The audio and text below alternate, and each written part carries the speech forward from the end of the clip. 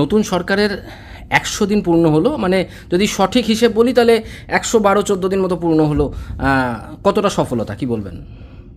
দেখুন, মানুষের চাহিদা আকাশচুম্বী। সেই আকাশচুম্বী চাহিদা পূরণ করতে গিয়ে আমরা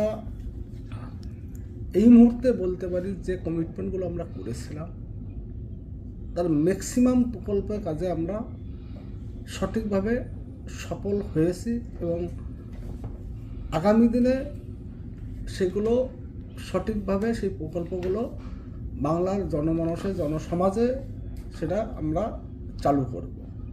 যেমন দেখুন আমাদের মূল লক্ষ্য ছিল মায়েদের এবং বোনদেরকে অন্নপূর্ণা যোজনার মাধ্যমে তাদেরকে স্বাবলম্বী করে তোলা।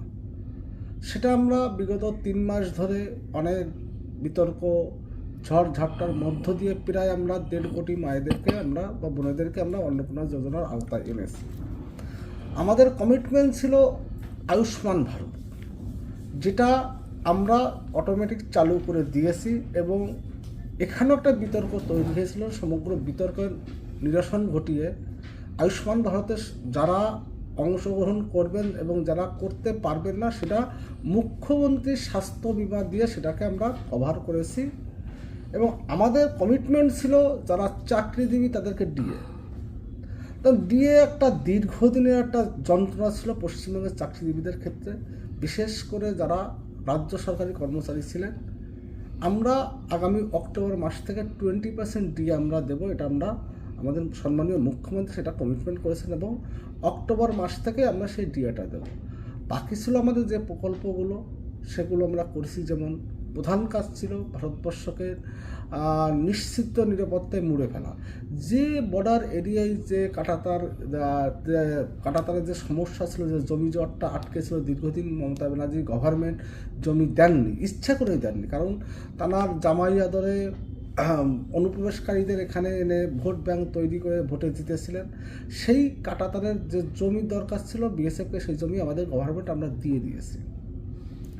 আমরা যতগুলো প্রকল্প ছিল, দুর্গা বাহিনী যেমন ছিল মায়েদের সুরক্ষার জন্য, সেটা আমরা বিভিন্ন থানায় সেটা তৈরি করছি এবং যেটা মায়েদের এবং বোনেদের জন্য ফ্রি কস্ট অফ যাত্রা, সেটা আমরা বাস যাত্রার ব্যবস্থা আমরা করেছি। এই মায়েদের বোনেদের মধ্যেখানে আমি একটা কথা বলতে চাই, সেটা হচ্ছে শুধু কি মা বোনেরাই পিছিয়ে আছে, ছেলেরাও তো অনেক সময় নির্যাতিত। ছেলেদের জন্য কিছু চিন্তা ভাবনা করেনি, পুরুষদের জন্য, পুরুষ অধিকার নিয়ে তো কিছু চিন্তা করা দরকার। অবশ্যই আছে সেটা। আজকে শিক্ষিত যুবকরা যারা, তাদের তো একটা টাকা দেওয়া হবে, আমাদের তরফ থেকে সেই ব্যবস্থা আমরা করছি গভর্নমেন্টের তরফ থেকে। আর বিশেষ করে নারী শক্তি আগে এগিয়ে গেলে না, তখনই রাজ্য বা দেশ এগিয়ে যায়। যে নারীকে ক্ষমতায়ন যে একটা প্রকল্প, নারীদেরকে স্বাভাবিকভাবে জীবনে ফিরিয়ে আনা, তাদেরকে আত্মনির্ভরশীল নিজের প্রতি হবে, সামাজিকভাবে আর্থিকভাবে, সেটা আমাদের গভর্নমেন্টের মূল লক্ষ্য ছিল। এবং সেই নারী জাতি আমাদের প্রচুর ভোট দিয়েছে, তাদের ভোটেই আমরা বলতে পারবো দুপক্ষের ভোটেই আমরা জয়ী হয়েছি। তাই নারীদের স্বাবলম্বী করার মূল লক্ষ্য ছিল, যেটা বিগত সরকারের আমলে নারীদের প্রতি যে অন্যায় অবিচার করেছেন, আইনের শাসন পাননি, সেটা আমাদের সুপ্রতিষ্ঠিত করাই মূল লক্ষ্য এবং মূল উদ্দেশ্য ছিল। সেটা আমরা সর্বক্ষেত্রেই করেছি। অনেক বিজেপি কর্মী যারা বিজেপি করতে ভয় পেত, তাদেরকে কোণঠাসা করা হয়েছিল, তাদের নামে বিভিন্ন কেস কামারি দেওয়া হয়েছিল। এখন বর্তমান সরকার আসার পরে তারা আশায় দিন গুনছে যে বোধহয় তারা সুবিচার এবার পাবে, কিন্তু অনেকেরই বক্তব্য তারা বিচার পাচ্ছে না। দেখুন, এটা কোর্টের ব্যাপার, যেহেতু একটা যখন কোর্টের কেস হয়ে যায়, সে ব্যাপারটা কোর্টে যে দাঁড়ায়, আইনের মাধ্যমে তার কি অপশন আছে সেটা জানতে হবে, জেনে আপনাদেরকে আমি জানিয়ে দেবো। না, বলার বিষয় যেটা যে এখন দেখা যাচ্ছে অনেক তৃণমূল কর্মী তারা বিজেপির ঘেঁষা হয়ে গেছে বা তারা বিজেপি করছি বলে নিজেকে দাবি করছে, এই ব্যাপারটাকে কিভাবে দেখবেন? এটা দেখুন, বিজেপি এমনই একটা দল যে দলে অবৈধ কাউকে জায়গা দেওয়া হবে না। যদি কোনো বিজেপির লোক তাদেরকে সেই পুনরায় দলে অন্তর্ভুক্ত করার চিন্তাভাবনা করেন, তিনিও পস্তাবেন। এবং আমাদের যিনি সভাপতি শ্রমিক বসাস কন্টিনিউ বলেছেন, বিনোদলকে আমরা দলে ঢুকতে দেবো না। এটা আমাদের মূল এজেন্ডা ছিল বর্তমানেও আছে এবং আগামীতেও থাকবে। লক্ষ্মী ভাণ্ডার নিয়ে আগে যেটা ব্যাপার ছিল যে দেখা যাচ্ছে যে অনেক পুরুষ ভোটারও কিন্তু লক্ষ্মী ভাণ্ডার পেয়েছে, অনেক মৃত ভোটার লক্ষ্মী ভাণ্ডার পেয়েছে, কিন্তু অন্নপূর্ণা ভাণ্ডারের জন্য যথেষ্ট খোঁজ খবর নিয়েই তাদেরকে দেওয়া হচ্ছে। কিন্তু ইতিমধ্যে সোশ্যাল মিডিয়াতে একটি মহিলা ছাতা টাতা ভেঙে দিয়ে রাস্তায় বলছে যে আমি এই সরকার পাল্টে দেবো, হ্যাঁ না তারা। পরবর্তীতে জানা যাচ্ছে যে তার ছেলে একজন ইঞ্জিনিয়ারিংয়ে চাকরি করে এবং তিনি নিজে কিন্তু তৃণমূল কর্মী, এরকমটা জানা যাচ্ছে। কি বলবেন এই বিষয়ে? যেহেতু মাতৃজাতির সম্পর্কে কোনো কথা বলা উচিত না, তথাপিও আমি বলি এই ভদ্রমহিলার ছেলে ইঞ্জিনিয়ারিং চাকরি করেন, বড় পোস্টে আছেন। এই ভদ্রমহিলা তৃণমূলের একটা প্রোডাক্ট, তৃণমূল থেকেই তাকে মাঠে নামানো হয়েছিল। যেহেতু অন্নপূর্ণা যোজনা যেভাবে মহিলাদের স্বাবলম্বী করে তোলা হচ্ছে, তার বিরুদ্ধে হয়তো মমতা ব্যানার্জি কেঁপে গিয়েছেন, সেই জন্য এই মহিলাকে রাস্তায় নামিয়ে দিয়েছিল একটা নাটক তৈরি করা। কিন্তু সেই নাটকে পশ্চিমবঙ্গের আমজনতা ভুলবে না।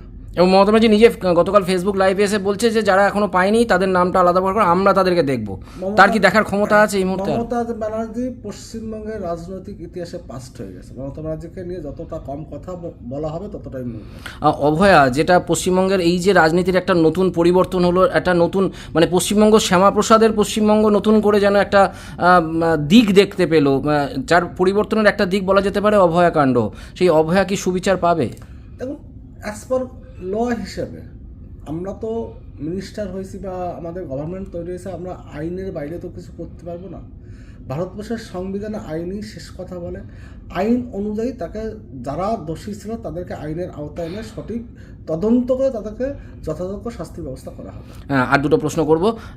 আপনার এই যে দপ্তর, খাদ্য দপ্তর এবং সমবায় দপ্তর, এই দুটো দপ্তর নিয়ে কী চিন্তাভাবনা করেছেন? যেখানে পশ্চিমবঙ্গের কিন্তু একটা বড় জায়গা বলা যেতে পারে স্বাস্থ্য নিয়ে কিন্তু রীতিমতো ছেলেখেলা করা হয়েছিল গত সরকারের সময়, কারণ সেখানে দাঁড়িয়ে খাদ্য নিয়ে আপনি কি চিন্তাভাবনা করেছেন? জানেন, খাদ্য এবং সমবায় দপ্তর দুটো দপ্তরে একটা করাপশন দপ্তর ছিল বিগত দিনে, কারণ এখানে প্রাতিষ্ঠানিকভাবে দুর্নীতিটা হয়েছে।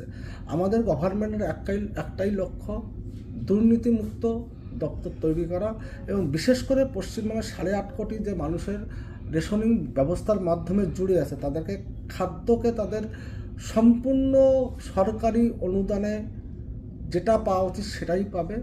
পশ্চিমবঙ্গের আমজনতার খাবারের সঙ্গে কোনো কম্প্রোমাইজ নেই, তারা যথাযোগ্য পুষ্টিসহ তারা খাবার পাবেন।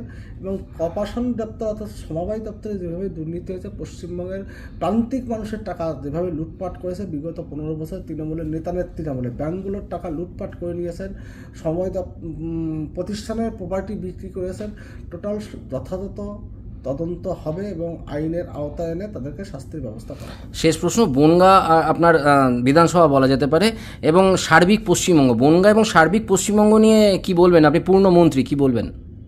আমি চাবো পশ্চিমবঙ্গের ডেভেলপমেন্ট করার, আমাদের সরকারের হাত ধরে সেটা হবে। কারণ আছে পশ্চিমবঙ্গের যে সরকার এবং সেন্ট্রালে যে সরকার সেম পার্টির সরকার, যেটা বিগত 49 ইয়ার্স অর্থাৎ 49 বছর সেন্ট্রালে যে গভর্নমেন্ট ছিল, পশ্চিমবঙ্গে তার বিরোধী গভর্নমেন্ট ছিল। সত্যিকারে পশ্চিমবঙ্গের উন্নয়ন কখনো হয়নি। আজকে একই পার্টির সরকার, ডবল ইঞ্জিনের সরকার, দ্রুত গতিতে পশ্চিমবঙ্গের ডেভেলপমেন্ট হবে। সেই সঙ্গে বনগাঁর আমজনতাকে বলবো, বনগাঁর জন্য আমি সর্বান্তকরণ চেষ্টা করব, বনগাঁর ইতিহাসে একটা ছাপ রেখে যাওয়ার জন্য। ধন্যবাদ।